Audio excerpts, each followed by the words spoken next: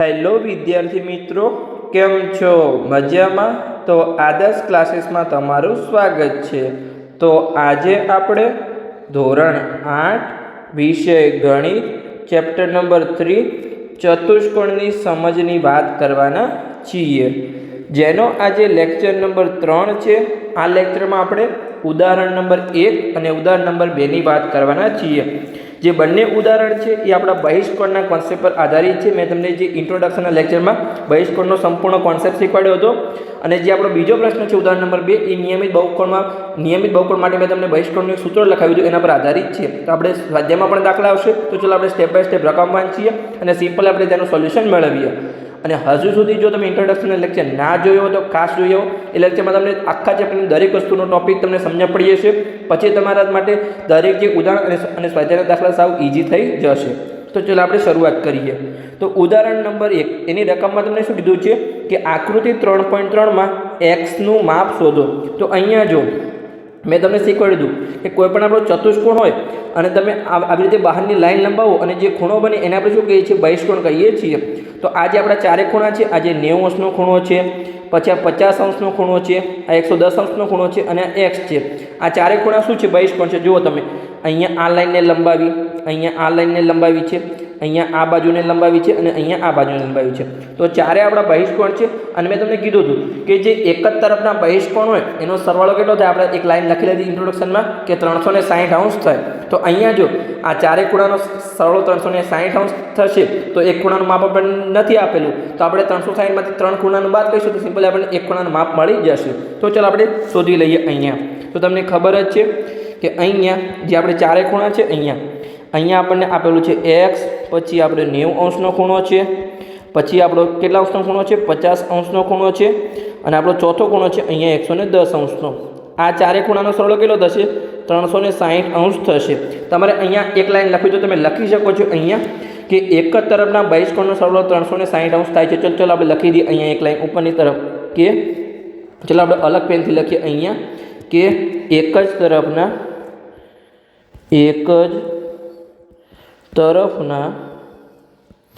બહિષ્કોણના માપનો સરવાળો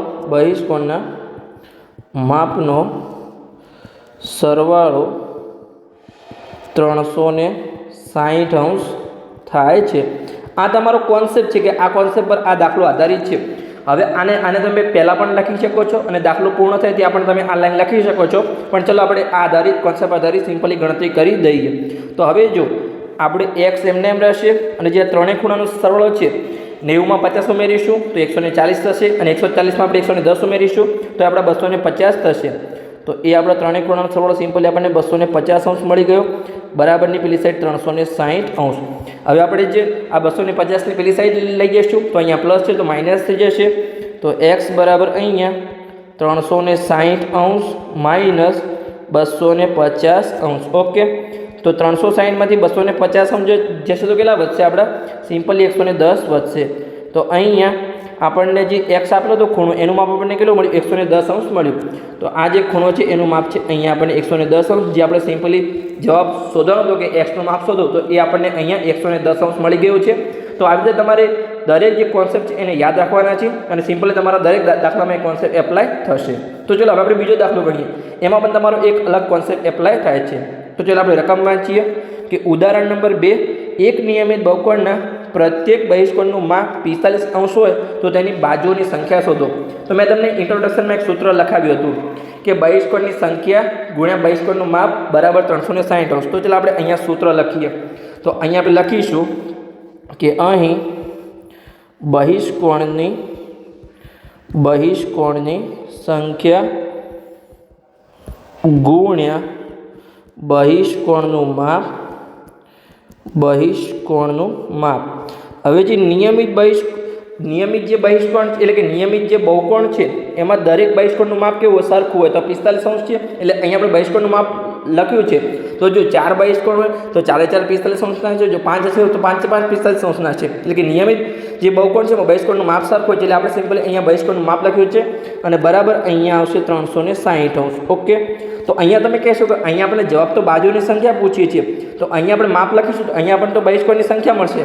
તો એ જે નિયમિત બહુકોણ હોય છે એમાં જે બહિષ્કોણની સંખ્યા છે એ જ આપણી અહીંયા બાજુની સંખ્યા છે. આખો તમને મેં કોન્સેપ્ટ સમજાવ્યો, તો ચાલો હું તમને કોન્સેપ્ટ બતાવું છું. ક્યાં છે આપણો કોન્સેપ્ટ? તો જે ઇન્ટ્રોડક્શનનો લેક્ચર છે એમાં મેં તમને આખો કોન્સેપ્ટ બતાવ્યો હતો. તો આ રહ્યો છે આપણો કોન્સેપ્ટ કે અહીંયા આપણે બહુકોણ શીખ્યા હતા.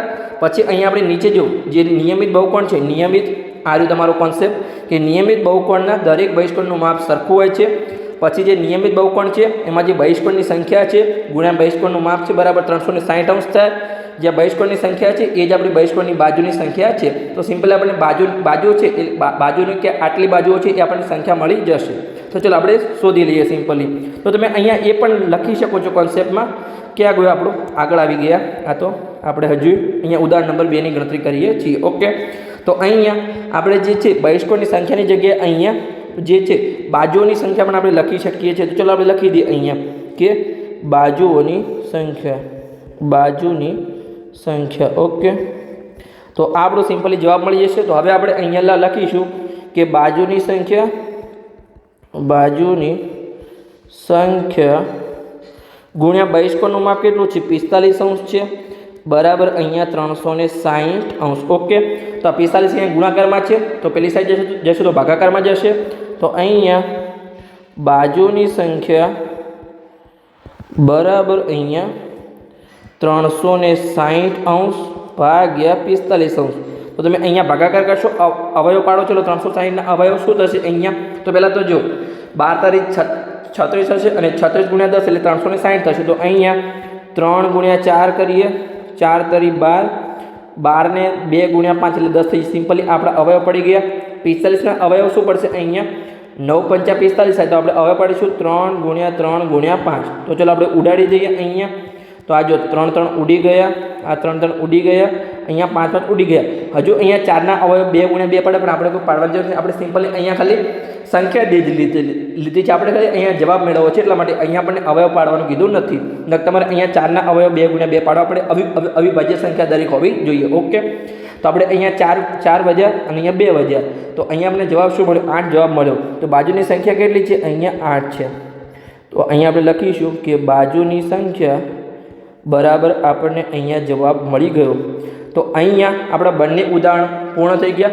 બંને ઉદાહરણમાં અલગ અલગ કોન્સેપ્ટનો ઉપયોગ થયો કે એક જ તરફના બહિષ્કોણના માપનો સરવાળો 360 અંશ થાય છે અને જે નિયમિત જે બહુકોણ હોય છે એમાં બાજુઓની સંખ્યા ગુણ્યા બહિષ્કોણનું જે માપ હોય છે બરાબર 360 અંશ થાય છે.